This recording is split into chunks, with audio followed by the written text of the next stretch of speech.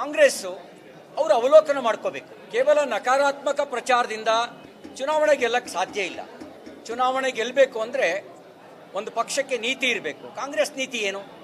ನೇತೃತ್ವ ಇರಬೇಕು. ನಿಮಗೆ ಯಾರ ನೇತೃತ್ವ ಇದೆ?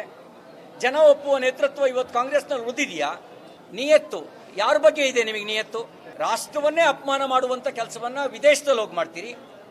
ಸನಾತನ ಧರ್ಮವನ್ನು ಅಪಮಾನಿಸುವಂಥ ಕೆಲಸವನ್ನು ದೇಶದೊಳಗೆ ಇಟ್ಕೊಂಡು ಮಾಡ್ತೀರಿ. ನಿಮ್ಗೆ ಯಾರ ಬಗ್ಗೆ ನಿಯತ್ತಿದೆ? ಬಹುಶಃ ಈ ಎಲ್ಲ ಹಿನ್ನೆಲೆಯಲ್ಲಿ ಮಹಾತ್ಮ ಗಾಂಧೀಜಿಯವರು ಸ್ವತಂತ್ರ ಬಂದ ದಿನವೇ ಕರೆ ಕೊಟ್ಟರು ಕಾಂಗ್ರೆಸ್ಸನ್ನು ವಿಸರ್ಜಿಸಿ ಅಂಥೇಳಿ. ಇವತ್ತು ಶೂನ್ಯ ಫಲಿತಾಂಶವನ್ನು ಕೊಡೋದ್ರ ಮೂಲಕ ಜನತೆ ಸಂದೇಶ ಕೊಟ್ಟಿದ್ದಾರೆ. ನಿಮಗೆ ವಿಸರ್ಜನೆ ಮಾಡೋದು ಬಿಟ್ಟರೆ ಬೇರೆ ಏನೂ ದಾರಿ ಇಲ್ಲ. ಕಾಂಗ್ರೆಸ್ಸನ್ನು ವಿಸರ್ಜಿಸೋದನ್ನು ಬಿಟ್ಟರೆ ಯಾವುದೇ ದಾರಿ ಇಲ್ಲ.